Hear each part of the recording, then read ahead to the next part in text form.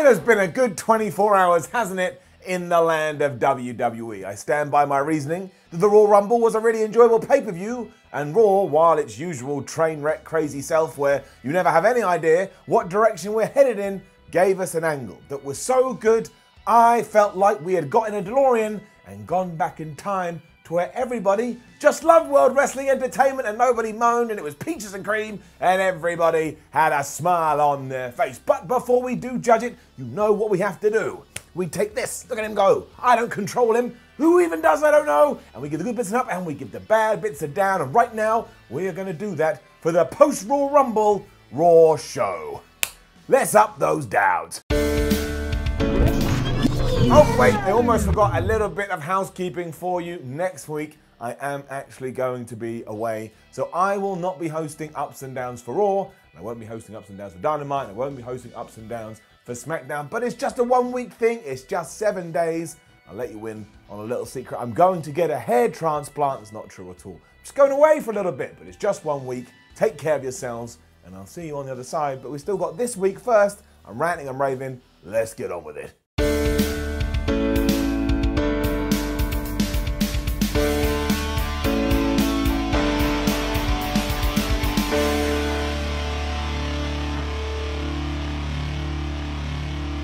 Now, I don't know what happened over the weekend, but for some reason, your new Raw announce team is the returning Tom Phillips, the returning Byron Saxton, and Jerry the King Lawler is still hanging around. Now, what I want to know is where has Vic Joseph gone? Did anybody make mention to this on air? Did anybody reference it? No. So now I'm worried about his well-being. Have we called the police? Has somebody called his family? Anyway, that's the deal. I like Vic Joseph, but I do like Byron Saxton a lot. I am the only person, it seems, so I am okay with this. There is still more plot holes in this, though, than whoever grabbed Roman Reigns' leg from under the ring weeks ago on SmackDown. Forgot about that, didn't you? We still have no idea who it was. Forget that, though, quite literally, because Raw started with the Royal Rumble winner kicking things off, and what a turnaround that is. I mean, recently Drew McIntyre couldn't even get a program for himself, and here he is the focal point of everything.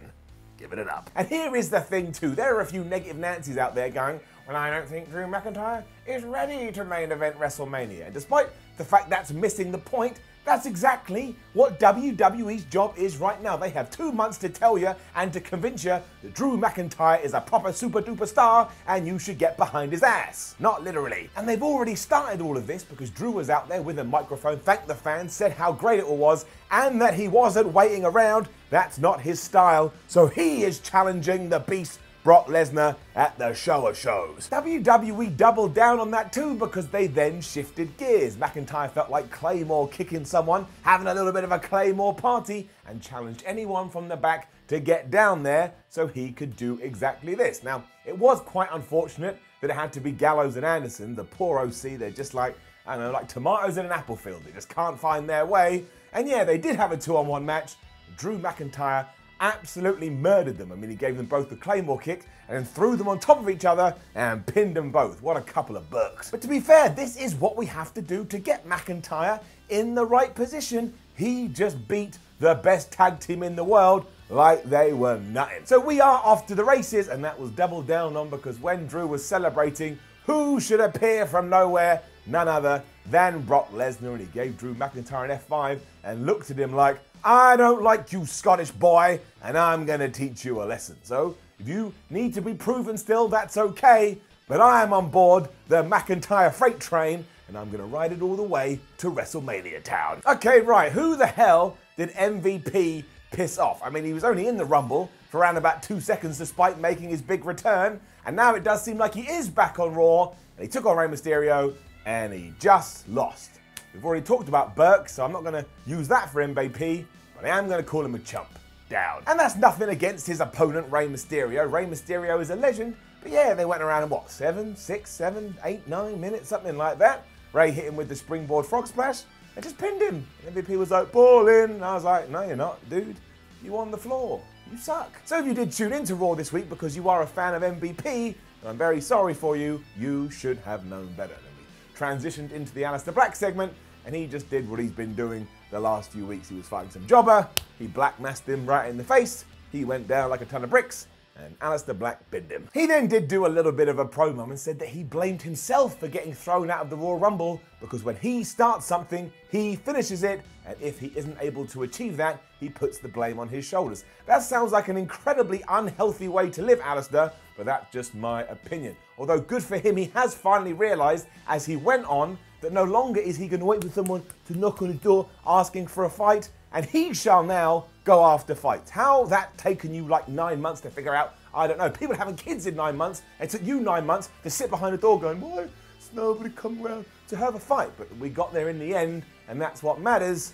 But yeah, WWE, you need to find a program for Alistair Black double quick time. He's got something, but you ain't pulling the trigger. Still a fan of all the Seth Rollins stuff though, especially because he's such a penis. Give it up. He and Buddy Murphy came out to just laugh at the fact that Samoa Joe and Kevin Owens weren't able to win the Royal Rumble because of them and their crew. And to them, even though they lost, they still had a victory because again, Kevin Owens and Samoa Joe weren't able to win. Of course, that meant Kevin Joe came out and they were ready to punch the man who likes to burn things down right in the face. But that is where the fun began because Seth was all like, hey, if you want to come down to the ring, just come down, man, I'm all ready for it. And because Kevin and Samoa aren't stupid baby faces, he went like, we're not going to do that because clearly the authors of pain are waiting and they're going to jump us and they're going to beat us up and we don't really want that today. And this all led to the most ridiculous back and forth between these two pairings when Seth Rollins put a live feed on the big screen going, look, there they are. There's Akam and Razor, you don't have to worry about it. And Kevin and Samoa be like, dude, we just think that's a recording.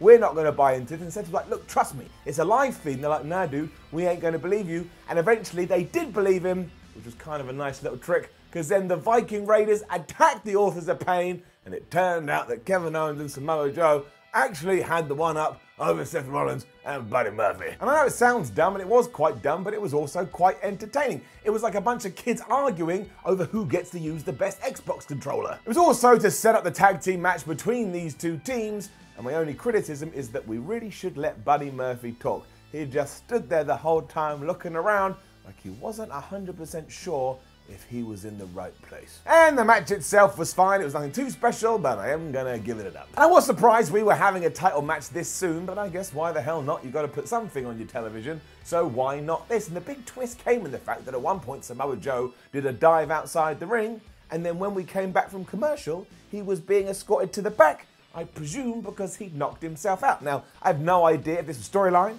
I have no idea if this was real, but obviously it did leave Kevin Owens in a 2-on-1 handicap situation. Ruh-roh. He held his own for a little bit, but all you really need to know is that Seth and Buddy, or Rolfie, as I'm gonna call them, eventually got the win after the most devastating move in all of sports entertainment, the surprise roll-up. And just for good measure, Buddy held onto the tights too. And on that note, and surely this is gonna be a bad idea, but I just think we've got to that point, we are indeed going to start the surprise roll-up counter here on Ups and Downs. So let's bring it down and let's mark it with a 1. And we're going to start today. I'm not going to retroactively go back and start adding up that number because it's just going to take forever.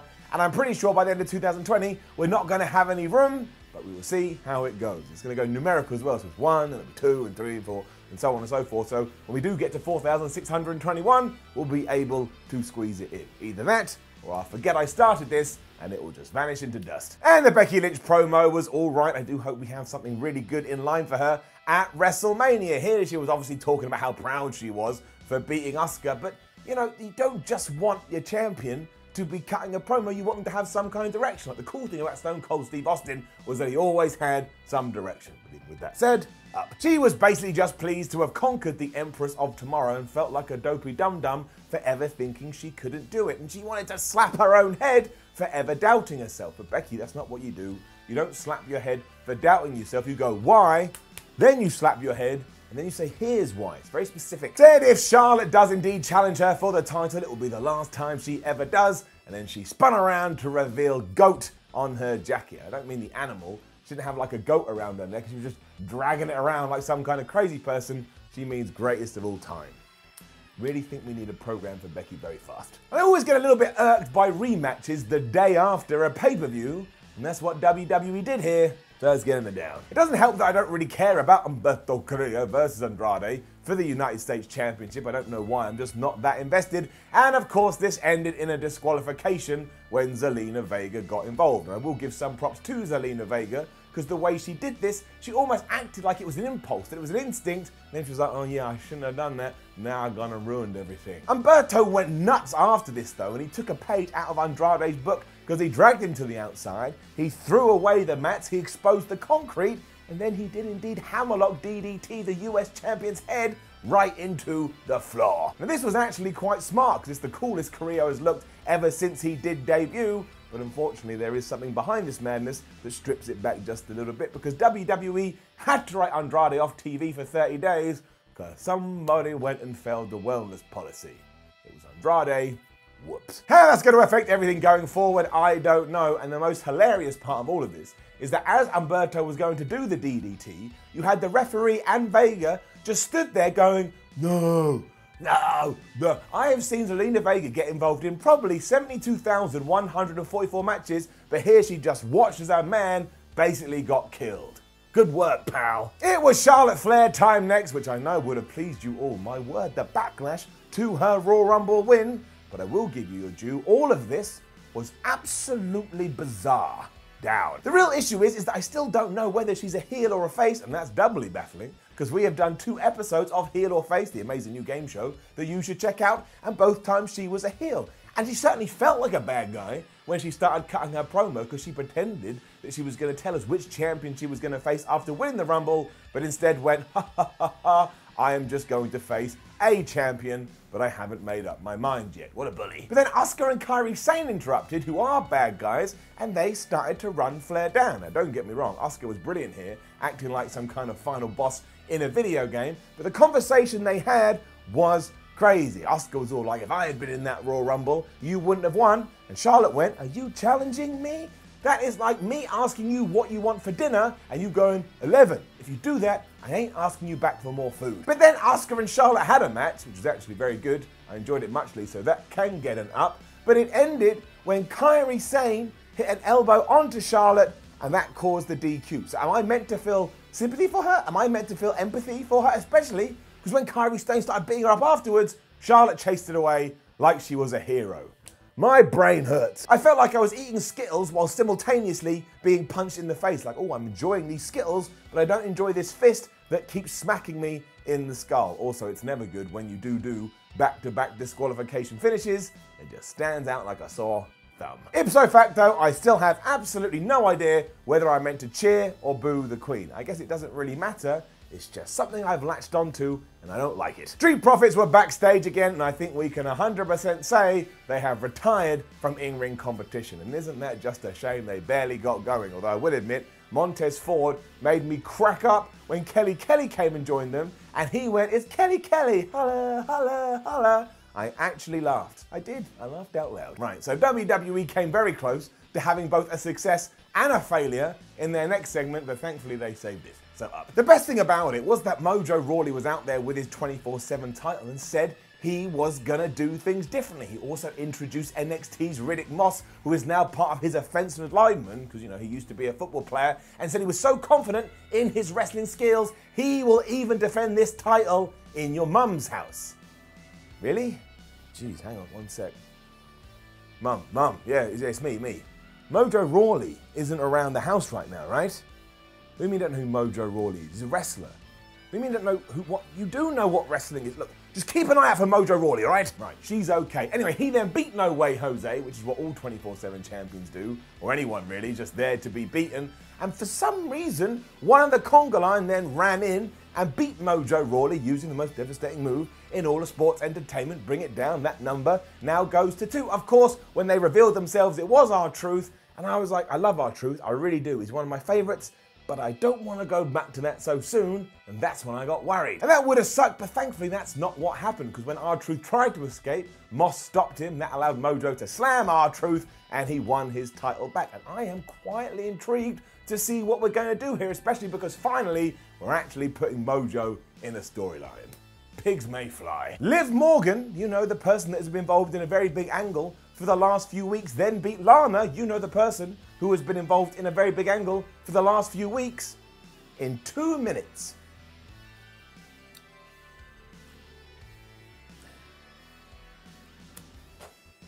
Down. And then Eric Rowan, who has also been involved in a very big angle for the last 12 weeks, did the same thing he always does. Down. Thankfully, Raw ended with the returning Edge, and in all my excitement yesterday, I forgot to give this return its due. So for everything that happened at the Royal Rumble and everything that happened on this episode of Raw, it's not just an up, it's a golden up. Now, aside from the genuine emotion that we got both last night and tonight, and I'm just going to let you in on a little secret, I have watched that return around about 15 times because I am a massive nerd. WWE just let Adam Copeland go out here and speak from the heart. And because he did do that, it's like he ripped over his body and let you into his inner psyche. And it was just wonderful to hear. You couldn't help but love him anymore. The Rated R superstar went through everything from his retirement to a second neck surgery for thinking, oh my gosh, maybe I can get back in the ring, and the fact that he has fought and clawed for all of this because he's full of grit. And he is full of grit. He looks like a man that will go out there and grit you in the face. He dared to dream, and now that dream has become a reality. And while he doesn't know how long this run is going to last, he wants all of us to enjoy the ride with him. It's going to be a struggle because I'm already on the Drew McIntyre Freight Train of Power, or whatever it's called. When I get to the station, I'm going to get off and I'm going to get on the Edge wagon. We weren't done though, far from it, because we needed an angle, and that came in the form of Randy Orton. Now, before we got into that, he also spoke from the heart and thanked Edge for basically helping him when he was putting his life into the toilet, and you could see how much that meant for both men. And then he said, look, we're talking about what ifs, we're talking about dreams becoming a reality. Why don't we have one last run as Rated RKO? The fans bought into this, I bought into this, and then everything was crushed when that damn Viper, that asshole, that dick, that penis, that ball bag RKO'd Edge right in front of our eyes. The Viper even went as far to hit Edge in the back with a chair, and honestly, you could hear the disbelief in the audience. And when he put a chair around Edge's neck and pretended he was going to jump on it, oh my gosh, nobody could believe what was going on. This was the most real angle we have seen on Raw in ages, simply because the live attendees actually believed what they were seeing, or more to the point, they couldn't believe it. They're like, Randy, why would you do it? He thought better of it and instead gave Edge the concerto, which is actually much better, all things considered. And it's this type of storyline, this type of shock that we have missed from WWE for so long. You remember back in the day when you'd run into work and say, who watched wrestling? Everyone went, I watched wrestling, and you all just bonded over it. That's what this was. And now I'm desperate to see Randy Orton versus Edge, and to see Edge get his revenge. Also, Randy Orton back to being the biggest heel in the company. Just suits it. So it was an absolutely brilliant end to a very topsy-turvy Raw, but it doesn't matter. All of this Edge stuff, well, it just rises above even the things you don't like, and that's why when the overall arrow starts, it gets an up. It has been a brilliant 2 days in the world of World Wrestling Entertainment. As you can probably tell, while I'm very tired, I'm also very pumped. Good work, Vince McMahon and everybody else involved. I am having a whale of a time. Now, don't forget to leave a comment below and let us know what you thought about all of this, especially that Edge angle. My word, it made me feel alive again. Like, share, and subscribe. Head over to WhatCulture.com and read yourself some articles. Follow WhatCulture on Twitter, WhatCulture WWE. Watch more videos here on WhatCulture Wrestling. My name is Simon from WhatCulture. Make sure you go check out Ups and Downs of the Royal Rumble if you haven't watched it already. And I will see you very soon.